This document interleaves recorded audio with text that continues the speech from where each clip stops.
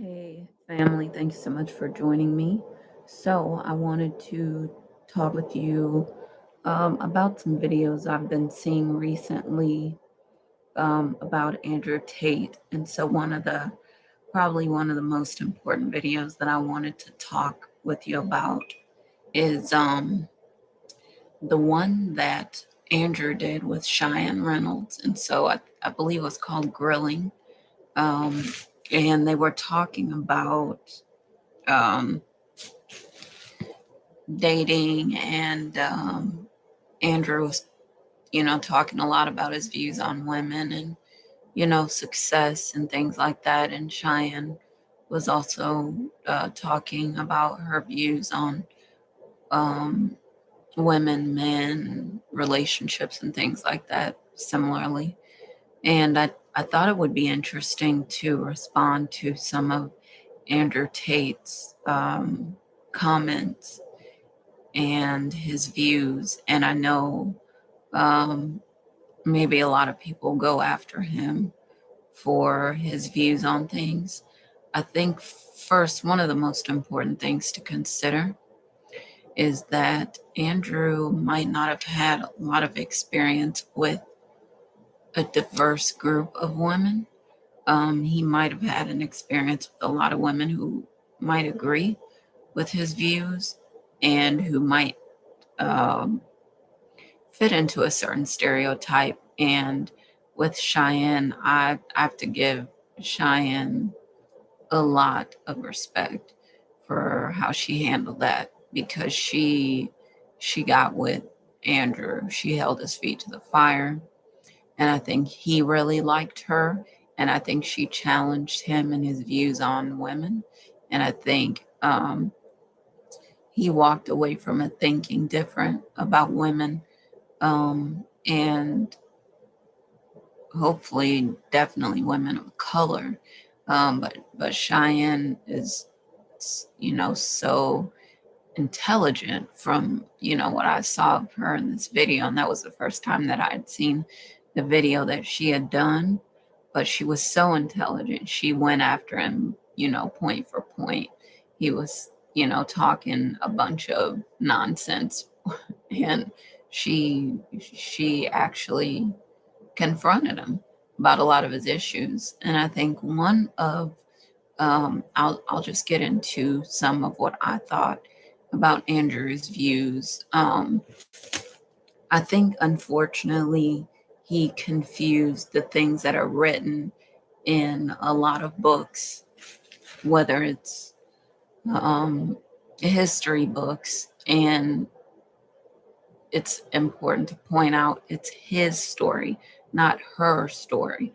So a lot of these books, whether it's the Bible, have been rewritten, written over and over again. The Quran, so many different books out there have been written by men. And so, as they say, of course, if the story is written by the victor, it's going to be favorable toward the victor. So I think for a lot of these books, a lot of these texts, whether it's religious text or whatever they may be, I think a lot of them are written by men, meaning males. And I believe that the story is going to be um,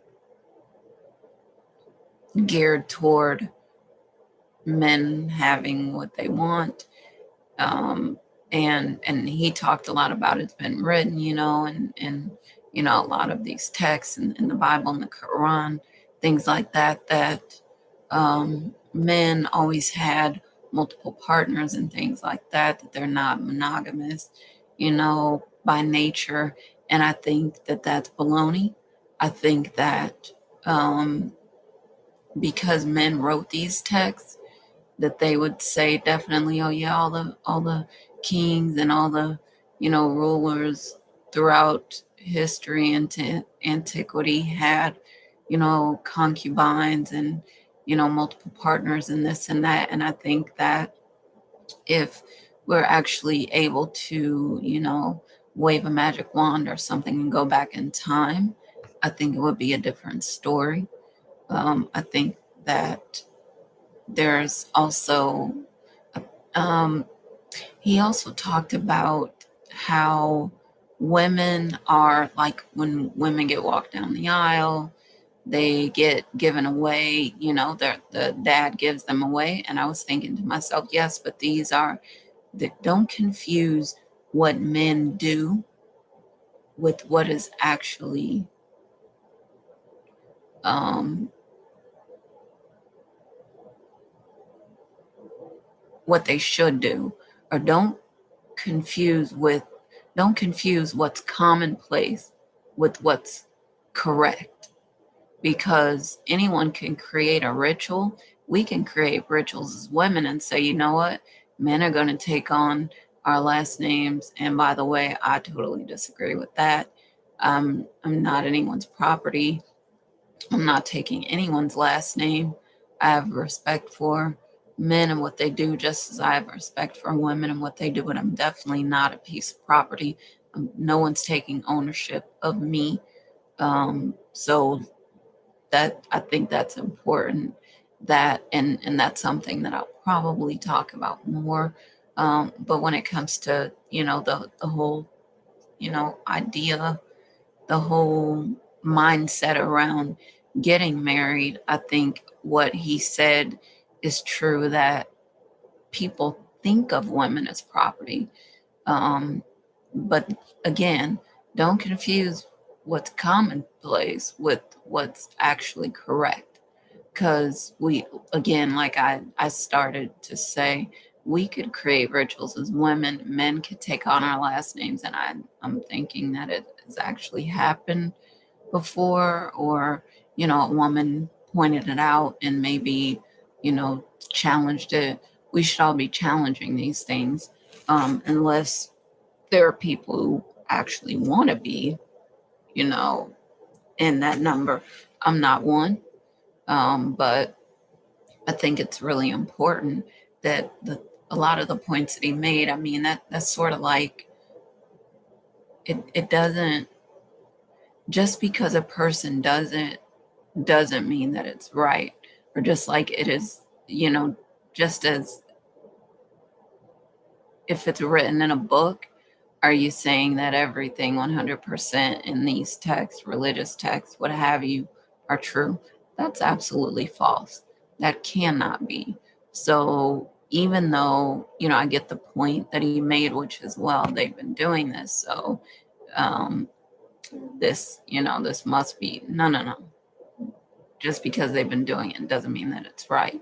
And, again, on that point, um, just because a woman gets walked down the aisle by her dad or stepdad or whoever and quote unquote given away, that doesn't mean that it's right. And as a matter of fact, as a practice, I think people should revisit that and look at that and say, this is just absurd. How can anyone think that that's right? And that there's so much we can talk about with that. But no, absolutely not. I don't agree that women are men's property, but I think that people think that way. And I mean, to break it down that way, this is why I disagree with that whole, you know, concept. The way that it is right now, it's wrong to me. And there needs to be a lot of things corrected about that, when it comes to this, the ceremony and all of that, when it comes to people getting married. But I digress. Let me just get back to that. I wanted to cover a couple more things about this video. And I think Andrew Tate was right when he said, in this society, it is viewed as way more disgusting if a woman cheats. I think that's true, that it is way more disgusting in so many people's views, men and women alike, when women cheat. And I think it's because women are held to higher standards higher morals, values, um, superior ethics. And I know, I hear a lot of people say, they're animals, they're animals. I'm not going to say that I'm an animal. I am divinely made. But yeah, I think that he's right when he says that the way that it's viewed if a woman cheats is way worse. It's way more harsh than if a man cheats. I think a lot of people say, well, it's a dog. A man is being a man. It's a dog. A man is a dog. I don't agree with that. But I think that women are held to way higher standards. And on the one hand, women, are amazing. And on the other hand, it can mean some terrible consequences for women. Um, but I think also what Cheyenne said and what Andrew eventually, agreed to once I think he reflected on what she said, is that a lot of women rebel against it because they feel like they've been so, maybe it's oppressed, and they feel like, in order to me, it's a phase that so many people are going through, that because it's been,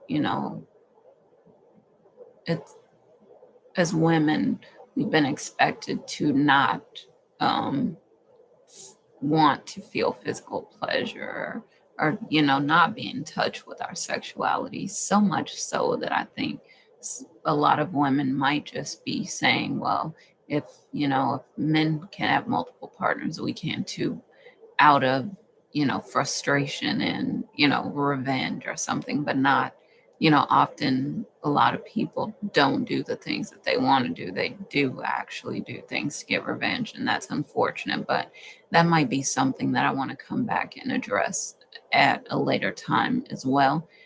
I know this video is probably getting kind of lengthy, so I want to stop, and I will make more videos in the future, but I'm in no way finished with this. I just want to say overall, well done, Cheyenne, because again, she got with Andrew.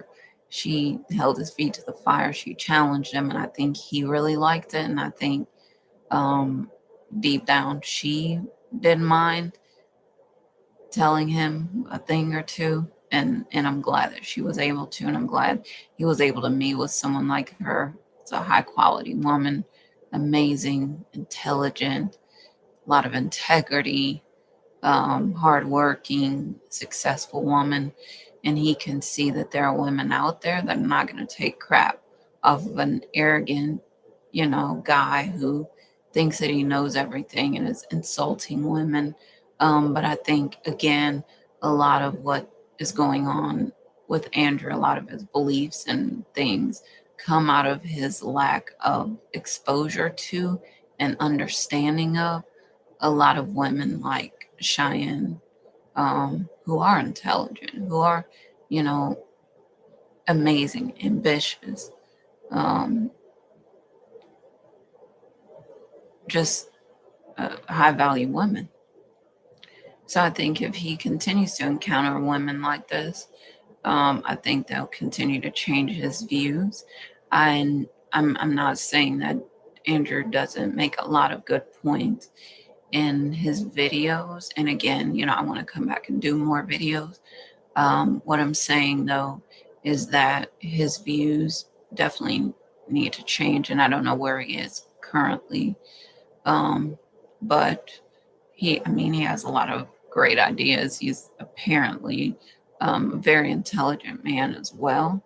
But I think that he understands also something about how powerful women are. And I think this might actually be, dare I say, frightening to him at times, the amount of power that women can have over men in the world in general. Um, I think he can probably help a lot of guys to return to this sense of obligation to do their duty, to take care of the family for people like that traditional role that the masculine plays. I think he glorifies struggle, trauma, which, I mean, for a lot of men, they really don't have anything to work toward. They really don't feel that sense of responsibility, or, you know, they really don't feel like there's a necessity for them to do things, to, do their duty, to, be providers, protectors. Um, um, and so, yeah, so I think there's a lot of value in what he's saying, but I also think, like I said, his views need to change on a lot of things. And I think if he can, meet a woman in the middle, I think that would be wonderful. But to think that someone actually believes that the only thing that a woman needs is a man, and that's it, and her life will be complete. That's really absurd to me. But I think there's so much more. But again, I want to end this video. I'll come back. I want to make more videos about Andrew Tate. I think he's one of those people, maybe a polarizing figure. You love him or you hate him, but I think there can be a middle ground as well. I think he can be misunderstood by a lot of people, and because he's so intelligent, I think he can get away with a lot of things, but absolutely not here. He needs his feet to be held to the fire. And I think that's probably when he's his best. And I think he says that throughout his videos, that, men need to struggle, men need to go through trauma, men need to go through hard times. And I do agree that builds character. That's something that I was talking with someone, family member recently, about this generation. A lot of the generation, they're looking for that experience because they don't have it. And so I think that, he's not wrong about that. It's what some people say, maybe it's Rollo May, I want to say, the book A Cry for Myth. It's something, they're looking for something to connect with, align with, to become a part of, something that they believe is bigger than them, something, that's going to help them to, to achieve their dreams, to keep them, focused and disciplined to do it. So, all right, family, signing off for now. Thank you so much again for joining me. I will be back with you again soon to share more videos and share my thoughts about Andrew Tate, and probably his video with Chian Reynolds as well. Hope you enjoyed this. Hope you found it interesting. Look forward to seeing you again, talking with you again soon. As always, happy lightning fast manifesting. All right. Love y'all. Bye for now.